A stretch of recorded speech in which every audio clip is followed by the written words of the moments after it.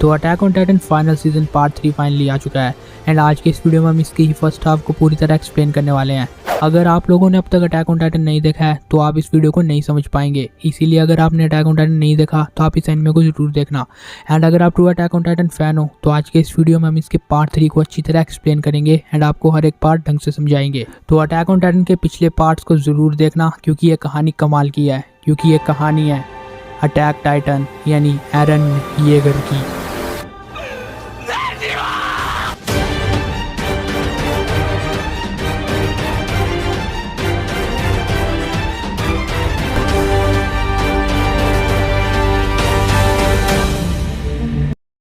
तो कहानी वहीं से शुरू होती है जहां से एरन को बुरे सपने आ रहे थे।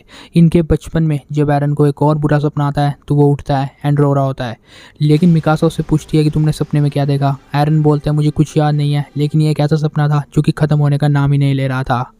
इसके बाद हम सीधा प्रेजेंट में पहुंच जाते हैं एंड हमें मार्ली दिखाया जाता है जहाँ पे रामसी और खलील नाम के दो बच्चे होते हैं। ये दोनों भाई होते हैं, लेकिन अचानक इन्हें पक्षियों की उड़ने की आवाज़ आती है एंड बहुत सी आवाज़ें आती हैं। किसी को कुछ समझ नहीं आ रहा था कि यहाँ पे क्या हो रहा है, लेकिन ये जैसे ही दूसरी ओर देखते हैं तो इन्हें वॉल टाइटन्स दिखते हैं क्योंकि रम्बलिंग अब यहीं पे आ रही थी।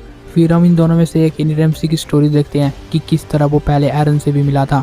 जब एरन मार्ली में था तो वो एक बच्चे को स्ट्रीट में पिटता हुआ पाता है और वो रामसी ही था। उस टाइम एरन उसे बचा लेता है, लेकिन वो उसके बाद उससे माफ़ी मांगता है और बार बार सॉरी बोलता है क्योंकि उसने इस बच्चे को भी फ्यूचर की मेमोरीज में देखा था कि वो उसे भी कुचल देगा।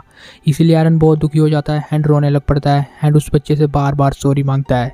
फिर हम प्रेजेंट डे में पहुंच जाते हैं एंड ये बच्चा उसी रम्बलिंग को देख रहा था। वो वॉल टाइटन्स नहीं रुकते हैं एंड इन दोनों बच्चों की भी या इन दोनों भाइयों की जान ले लेते हैं। इन दोनों के अलावा बहुत से ऐसे लोग थे जो कि रम्बलिंग से भागने की कोशिश कर रहे थे, अपनी जान बचाने की कोशिश कर रहे थे, लेकिन वो कोई नहीं बच पाया। एरन उन सबको मार देता है।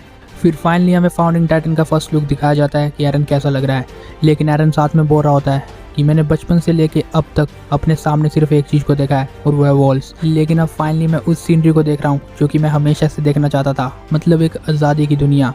मैंने सही कहा ना आर्मिन?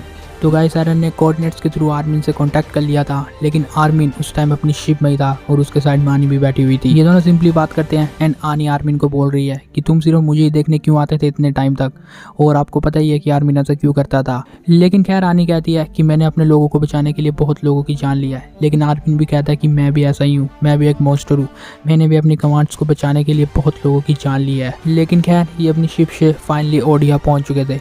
अगर आपको याद नहीं है तो ये ओडियाई जा रहे थे क्योंकि इनकी कैलकुलेशन के अकॉर्डिंग यही एक ऐसी जगह थी जो रम्बलिंग से बहुत टाइम तक सेफ है। यहाँ पे फ्लाइंग बोट को लेके ही आ रहे होते थे, वही फ्लाइंग बोट जिससे अटैक टाइटन के पास पहुंचा जा सकता था। बाद में हमें फल्को को दिखाया जाता है जो कि अभी अभी होश से उठता है। उसे ये बात समझ आ जाती है कि रम्बलिंग बहुत आगे चल जाती है, इसलिए वो बहुत परेशान होता है। बाहर मिकासा आने को बोल रही होती है कि तुम्हें ये नए वाले गियर चलाने नहीं आएंगे, इसलिए तुम थोड़ी ट्रेनिंग कर लो, लेकिन वो मना कर देती है। वो बोलती है कि मैंने बहुत सी लड़ाई लड़ ली है, अब मुझे सिर्फ पीस चाहिए और मैं तुम्हारे साथ नहीं आने वाली हूँ। लेकिन आनी मिकासा से बोलती है तुम एरन को रोकोगी कैसे, क्या तुम उसे जान से मारने वाली हो? तो मिकासा बोलती नहीं, मैं एरन को बस वापस लाऊंगी।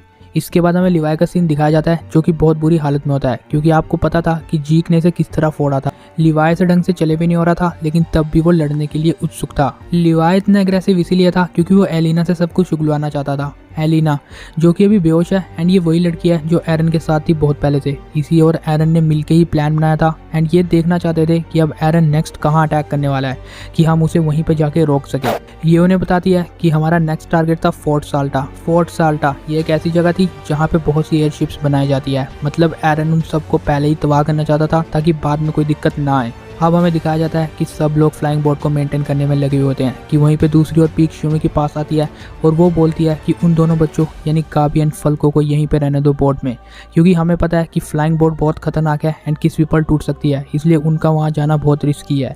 लेकिन वो बोलती है कि क्या वो ऐसा मानेंगे, लेकिन पीक बोल देती है कि नहीं, मैंने उन्हें खुद ही कैद कर दिया। इसके बाद सब कुछ तैयार हो चुका था, उनकी फ्लाइंग बोट भी पूरी तरह मेंटेन थी एंड उड़ने के लिए तैयार थी।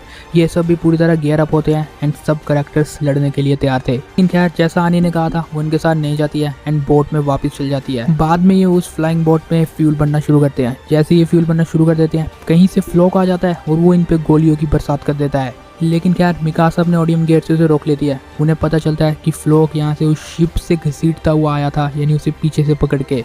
लेकिन इन गोलियों से पंगा ये हो गया था कि फ्यूल टैंक में छेद हो गए थे, इसीलिए इसको ठीक करने में टाइम तो ज़रूर लगना था और वो 1 या 2 घंटे का लगना ही था। लेकिन वैसे ही इसे ठीक करने लगते हैं वैसे इन्हें साउंड आती है। राइनर बाहर जाके चेक करता है तो फाइनली रमलिंग यहाँ पे पहुँच चुकी थी।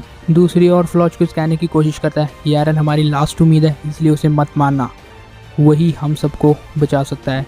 लेकिन हांजी बोलती है हाँ मैं मानती हूँ कि वो हमारी लास्ट उम्मीद है, लेकिन हमें सही के साथ ही करना पड़ेगा। इसलिए वो उसकी आंखें बंद करती है क्योंकि वो मर चुका था।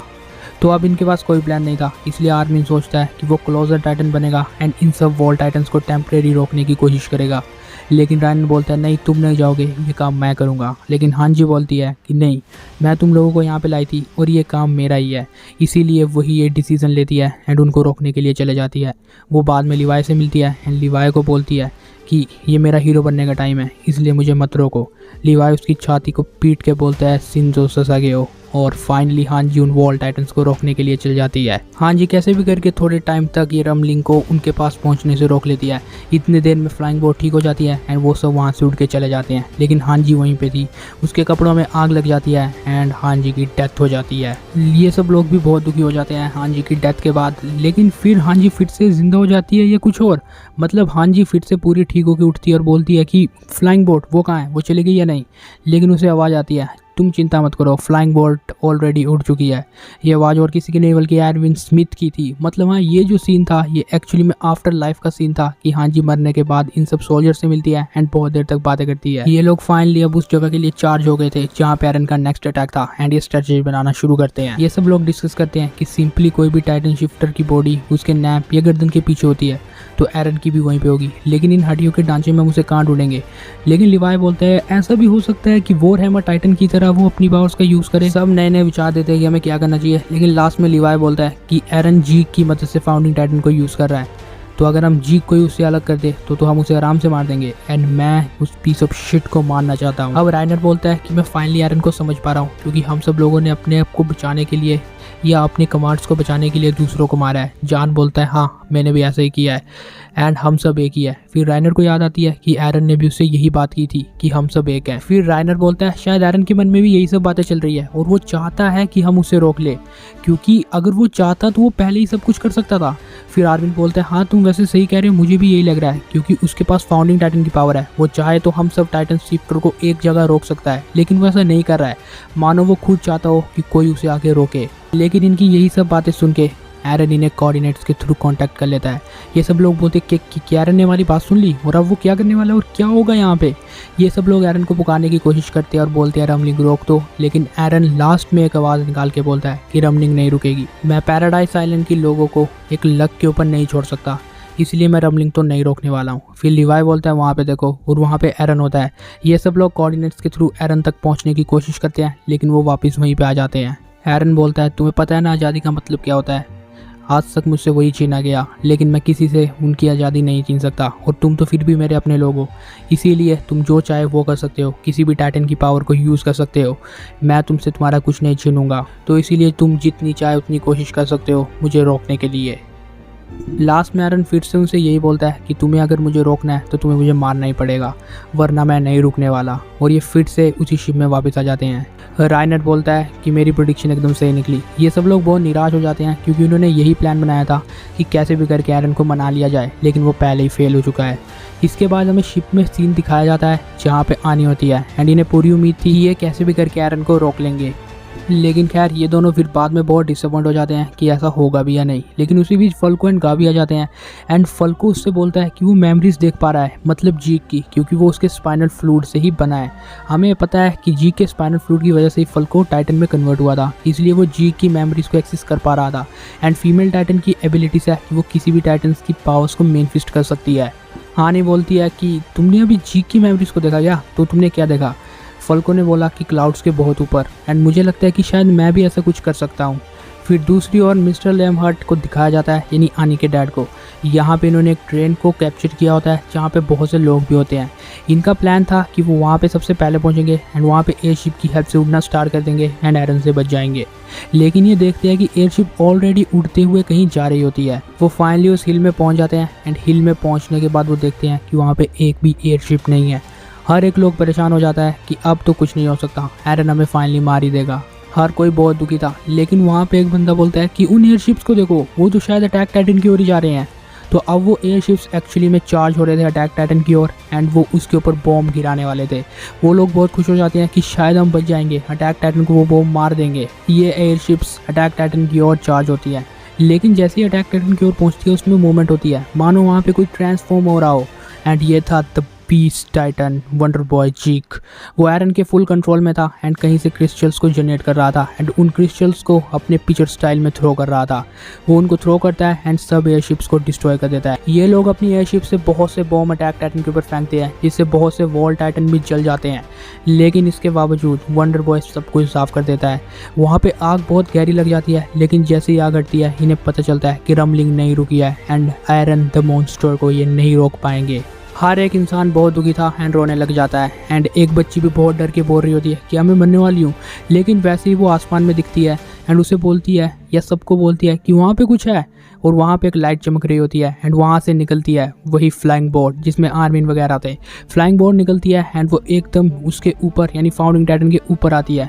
सब के सब नीचे फाउंडिंग टाइटन पर जंप मारते हैं एंड कैसे भी करके जीक के पास पहुँचने की कोशिश करते हैं।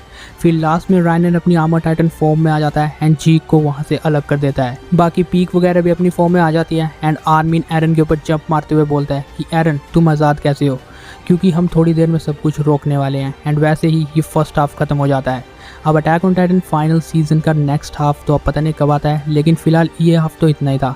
आप हमें नीचे कमेंट में बताना कि आपको एक्सप्लेनेशन कैसी लगी एंड ये अटैक ऑन टाइटन का एपिसोड कैसा लगा। उम्मीद है आपको वीडियो पसंद आया होगा। वीडियो पसंद आया वीडियो को लाइक एंड शेयर जरूर कर देना। चैनल को सब्सक्राइब करके बगल वाले बेल आइकन को जरूर ऑन कर देना। Thanks for watching.